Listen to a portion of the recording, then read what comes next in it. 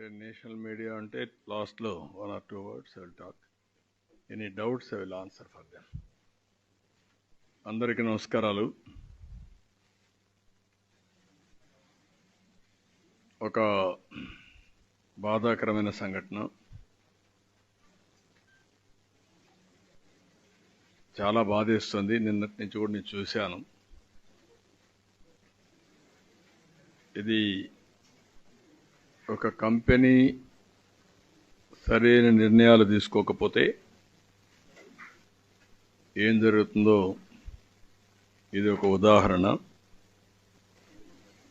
అదే మరి ఒక ప్రభుత్వం కూడా వారసత్వంగా వచ్చే కొన్ని సమస్యల వల్ల ఎలాంటి ఇబ్బందులు వస్తాయో ఇది కూడా ఒక డెమాన్స్ట్రేషన్. అది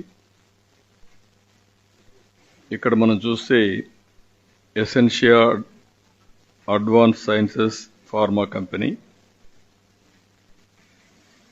ఇది రెడ్ కేటగిరీలో ఉండే కంపెనీ. 17 మంది చనిపోవడం, ఇంకా ఒక 7 మంది,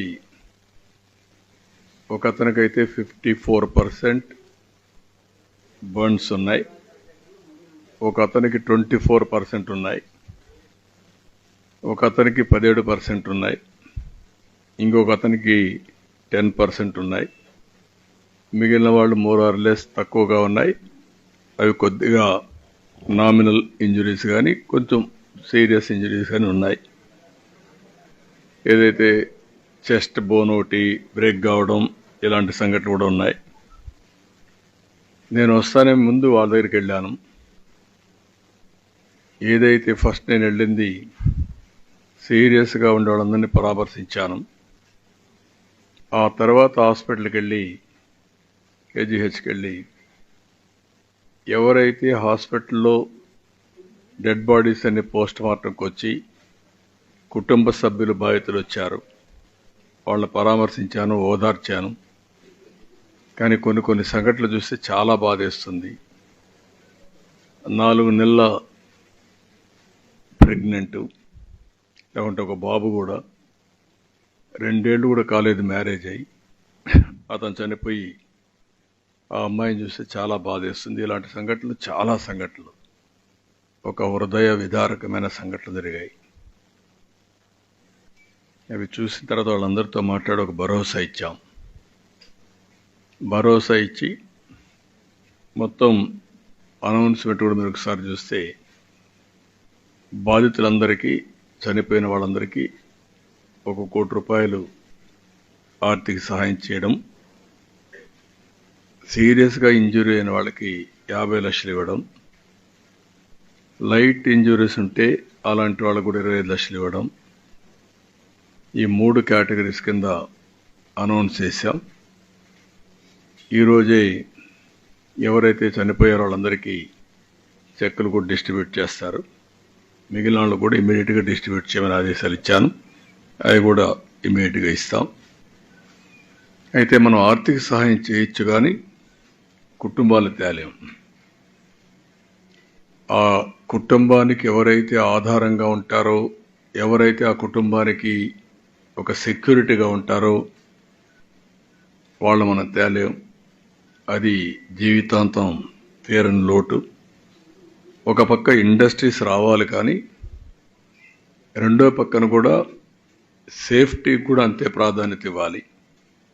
ఆ విషయాలు కూడా నేను వచ్చినప్పుడు మొత్తం మీకు ఎక్స్ప్లెయిన్ చేస్తాను. ఇక్కడ ఫార్మా కంపెనీలు మీరు చూస్తే వేపర్ క్లౌడ్ ఎక్స్ప్లోషన్, దీంతో మొత్తం అక్కడుండే ముందుగానే ఇది ఇన్ఫ్లేమబుల్, అది సరిగా మేనేజ్ చేయకుండా, కానీ కారణాలు ఏమైనా కావచ్చు, జస్టిఫికేషన్ ఉండొచ్చు, జస్టిఫికేషన్ లేకపోవచ్చు, కానీ ప్రాపర్ ఎస్ఓపి ఫాలో కాలేదనేది క్లారిటీ. ఎవరైనా సరే ప్రాపర్ ఎస్ఓపి ఫాలో అయితే ఈ ప్రాబ్లం వచ్చేది కాదు. ఈరోజు మనం ఇక్కడ చూస్తే టోటల్గా ఇక్కడికి వచ్చినప్పుడు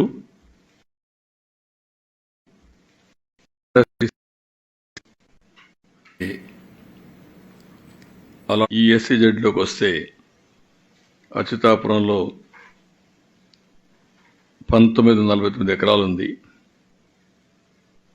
ఇక్కడ 95 ప్లాట్లు ఉన్నాయి. 66 ప్లాట్స్లో ఇప్పటికే అలాట్ చేశారు. అందులో 36 వచ్చాయి, 26 పనిచేస్తున్నాయి. ఇది మొత్తం ఇదే కాకుండా ఇంకొక పక్కన కూడా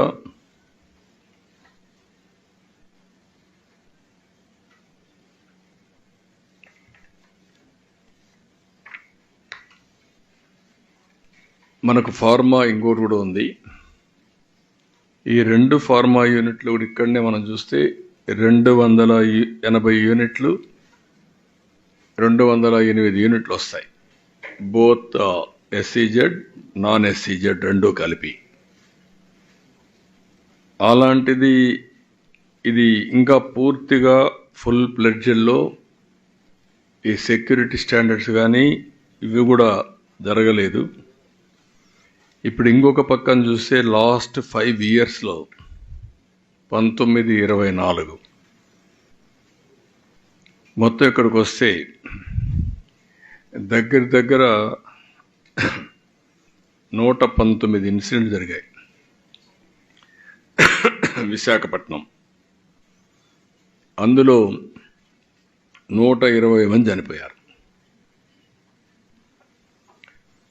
1920లో 4 జరిగాయి, 21లో దగ్గర 3 జరిగాయి, 22లో 4 జరిగాయి, 23లో మళ్ళీ 22లో 20, 4, 21, 3, 22, 4, 23, 5. ఇప్పుడు వచ్చే కొందికి అచ్యుతాపురం ఒకటి, ఇంత మునిపే ఏప్రిల్లో మళ్ళా ఒక ఇన్సిడెంట్ జరిగింది. ఎల్జీ పాలిమర్స్ జరిగినప్పుడు ఒక దానికి దీనికి డిఫరెన్స్ మీరు చూస్తే అది పాయిజనస్ కెమికల్.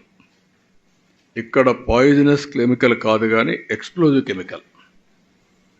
ఆ బిల్డింగ్ని మనం చూసాం, చాలా భయంకరం. వాల్స్ని లేపుకుంటూ అక్కడ ఉండే మనుషులను కూడా తీసేపోయి ఆ గోడకు పైన ఆ ఫెన్సింగ్ మీద పడేసే పరిస్థితి వచ్చింది.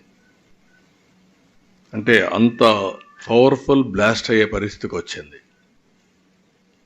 దీన్ని చూసినప్పుడు అక్కడ సంఘటనల్ని మీరు ఎగ్జామిన్ చేశారు కాబట్టి నేను మాట్లాడడం లేదు డీటెయిల్స్ అన్నీ. దీని మీద మనం ఒకసారి చూస్తే పాలిమర్స్ అయినప్పుడు ఒక I4 కమిటీ కూడా వేశారు. ఆ I4 కమిటీ వేశారు, నామమాత్రంగా ఆర్డర్స్ ఇష్యూ చేశారు. ఎగ్జిక్యూషన్ 0. దీనివల్ల టోటల్గా ఈరోజు ఈ పరిస్థితి వచ్చే దానిపైన మీరు చూస్తే జీవో 156 ఒకటి రిలీజ్ చేశారు. కాకినాడలో ఒక సంఘటన జరిగితే అప్పుడు కూడా జీవో 79 రిలీజ్ చేశారు. కానీ రెగ్యులేటరీ అథారిటీస్ మాత్రం నామమాత్రంగా చర్యలు తీసుకున్నారు తప్ప ఎక్కడ యాక్షన్స్ తీసుకునే పరిస్థితులు లేరు. దానివల్ల రిపీటెడ్గా జరుగుతున్నాయి.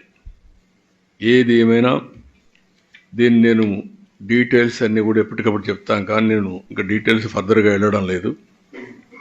ఫర్మ్ యాక్షన్ తీసుకుంటే తప్ప ఇక్కడ ఇవన్నీ కూడా ఫుల్ స్టాప్ పెట్టలేం.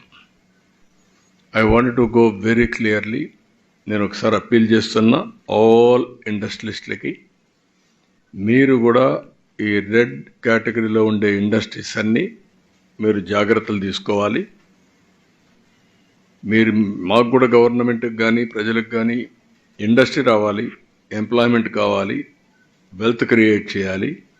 అదే సమయంలో ప్రజల సేఫ్టీ కూడా ఈక్వల్ ఇంపార్టెన్స్ ఇవ్వాలి. అందుకే ఆల్ ఇండస్ట్రియలిస్ట్ని ఈ మీటింగ్ ద్వారా నేను పిలిపిస్తున్నాం. ఇమ్మీడియట్గా మీరు సేఫ్టీ మెజర్స్ అన్నీ మీరు ఇంటర్నల్ ఆడిట్ చేయండి. ఇంటర్నల్ ఆడిట్ చేసుకొని తద్వారా మీరు ఏమేం చేయాలో ప్రికాషన్స్ తీసుకోండి. మేము కూడా డిపార్ట్మెంట్స్కి అందరికీ ఆదేశాలు ఇచ్చాను. రేపు మళ్ళీ ఒకసారి గట్టిగా కూడా ఆదేశాలు ఇస్తాం ఆల్ డిపార్ట్మెంట్స్కి. ఇప్పటికే ఇంత మునుపంతా కూడా కొన్ని తీసుకొచ్చాం. ఎన్ఫోర్స్మెంట్ ఏజెన్సీస్ అన్ని ఒక కామన్ ప్లాట్ఫామ్ మీద తీసుకొచ్చాం. ఎవరి పాటికి వాళ్ళు పోయి ఇండస్ట్రీస్ అంతా కూడా ఎవ్రీడే పోయి గొడవ చేయడం కంటే either pollution control board or labor or boilers, factories, legal metrology, వీళ్ళు 5 కూడా కంబైన్డ్గా వెళ్ళి ఇంకా కొన్ని ఏజెన్సీస్ ఉన్నాయి రెడ్ కేటగిరీ ఇండస్ట్రీస్కి. వీటికి వీళ్ళందరూ కూడా కంబైన్డ్గా వెళ్ళాలి, టీమ్గా వెళ్ళాలి. అది కూడా సిస్టమ్ డ్రివన్ సెలెక్షన్ వీళ్ళు చేయడానికి వీలు లేదు. ఆ రోజు మేము పెట్టింది అవి కూడా అనలైజ్ చేయమన్నాను ఇండస్ట్రీస్ మినిస్టర్ సెక్రటరీని. ఒక సిస్టంలోనే వస్తుంది, ఎవరు అడిగే పని లేదు. వాళ్ళు పోయి చెక్ చేస్తారు. చెక్ చేసిన తర్వాత రిపోర్ట్ ఇస్తారు 24 అవర్స్లో. అవి కంపైల్ చేసి మళ్ళా సిస్టంలో పెట్టాలి. అది పెట్టిన తర్వాత ర్యాండమ్ కింద మళ్ళీ అవసరమైతే ఒక ఆడిట్ చేస్తాం వేరే పార్టీని పంపించి, వీళ్ళు కాకుండా. అలాంటి చేసి ఇండస్ట్రియలిస్ట్కి ఎవరికి ఇబ్బంది ఉండకూడదు. అదే సమయంలో వీళ్ళు ఎక్కువ డబ్బులు సంపాదించాలి అనే ఉద్దేశంతో అసలు సేఫ్టీ మెషర్స్ ఫాలో కాకపోతే మాత్రం చాలా ప్రమాదం వస్తుంది. అందుకే ఈ సంఘటన ఒక ఆధారంగా తీసుకొని ఒక ఎంక్వైరీ కమిటీని ఇస్తున్నాను, high level committee. They will go through total scrutiny. ఈ ఇండస్ట్రీలో ఏమేం జరిగింది, ఏమేమి ల్యాప్సెస్ ఉన్నాయి. ఈరోజు నేను చూశాను ఇండస్ట్రీలో ఉండే అవకతవకలు కూడా, వాళ్ళకుండే ఇబ్బందులు కూడా. ఒకతను ఇండస్ట్రీ పెట్టాడు, అతనుకుండే ఆర్థిక ఇబ్బందుల్లో కానీ వాళ్ళకుండే దీంట్లో ఇంకొక పార్ట్నర్ తెచ్చుకున్నారు. ఆ పార్ట్నర్ వచ్చి ఇప్పుడు మనం చూస్తే ఇద్దరు, ఫస్ట్ యాదగిరెడ్డి పెట్టాడు, తర్వాత డక్కన్ క్రానికల్స్ వచ్చారు, డక్కన్ కెమికల్స్ వచ్చారు. డక్కన్ కెమికల్ వచ్చిన ఇద్దరిలో గొడవలు వచ్చాయి. వాళ్ళ గొడవలు కూడా దీనికి రిఫ్లెక్ట్ అయ్యే పరిస్థితి వచ్చింది. ఈరోజు ఇంత సీరియస్ ఇష్యూ జరిగిన తర్వాత, ఇంతమంది చనిపోయిన తర్వాత ప్రమోటర్ ఎవరైతే ఫ్యాక్టరీ పెట్టాడో ఈ should have come. That is his responsibility, fundamental duty. రాకుండా ఎక్కువండే ప్లాంట్ మేనేజర్కి అప్పచెప్పేసి వెళ్ళిపోయే పరిస్థితికి వచ్చాడు. ఇంతవరకు మా అడ్మినిస్ట్రేషన్ కూడా టచ్ దగ్గర రాలేదు. అది కరెక్ట్ అప్రోచ్ కాదు. నాకు ఇండస్ట్రీస్ రావాలి, అదే మరిగా ఇండస్ట్రీస్ని గౌరవిస్తాం. మీరు కూడా బాధ్యత తీసుకోవాలి. బాధ్యత తీసుకోకుండా టేక్ ఇట్ ఫర్ గ్రాంటెడ్, మేము పెట్టుబడి పెట్టాం, మా ఇష్ట ప్రకారం చేస్తాం అంటే కుదరదు. ఆ విషయం గుర్తుపెట్టుకోవాల్సిన హెచ్చరిస్తున్నా. ఈ రిపోర్ట్ వచ్చిన తర్వాత ఎవరు తప్పు చేసినా వాళ్ళని వదిలిపెట్టాం. Will punish them, no question of compromise on that. Even officers ఎవరైతే ఉన్నారో వీళ్ళు పీరియాడికల్గా వచ్చినటువంటి